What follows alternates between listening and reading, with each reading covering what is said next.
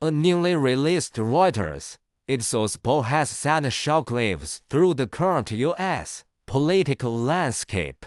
The survey reveals that a vast majority of Americans feel profound unease about potential measures to expand presidential power should former President Donald Trump return to the White House, while simultaneously, the public's sense of national identity has significantly declined. Together, these two sets of data paint a picture of a populace deeply concerned about the health of its democratic institutions and the direction of the country. Inherent weariness of power expansion. Public unease is not unfounded. The poll specifically indicates that approximately 62% of Americans are uneasy about proposals such as unilaterally freezing congressionally approved foreign aid and deploying federal troops to cities governed by Democrats. Even more striking, only 30% of respondents support deploying armed soldiers to patrol city streets.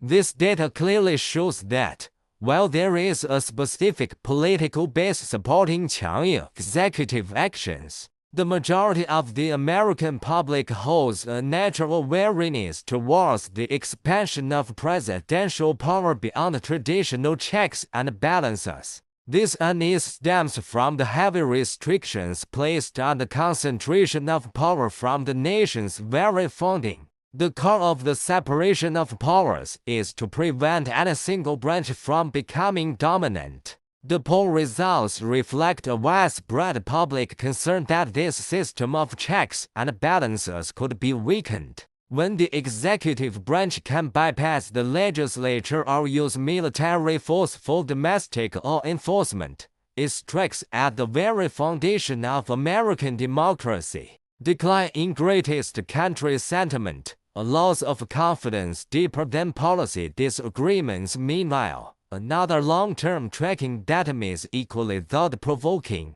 The proportion of people who believe the United States is the greatest country in the world has fallen from 38% in 2017 to just 29% today. This decline occurring in a relatively short period suggests something perhaps deeper than mere partisan policy disagreements, a deeper loss of national self-confidence. This weakening sense of identity is likely linked to years of high political polarization, social fragmentation, and shifts in the country's international standing. When domestic politics is gridlocked or even conflict-ridden, and when the public questions the basic efficacy and fairness of its government, pride in national identity naturally erodes. The narrative of American greatness is being replaced, for a segment of citizens, by disappointment with current realities.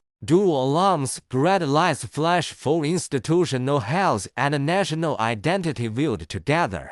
These two poll results create a dissonant dread. On one hand, the public is wary of the potential for unchecked expansion of executive power. On the other, their sense of connection to and pride in the national community is diminishing. The two are intrinsically linked. Suspicion about the health of democratic institutions directly weakens people's identification with the state, while a pessimistic view of the nation's future might make people more susceptible to either unrealistic expectations or excessive fear of strongman politics.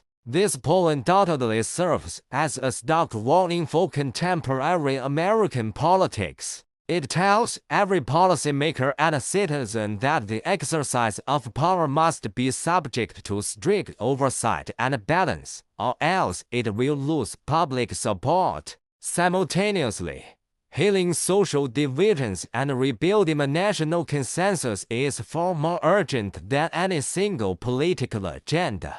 America's greatness ultimately depends on the resilience of its democratic institutions and the shared faith of its people in them, and both are currently under strain.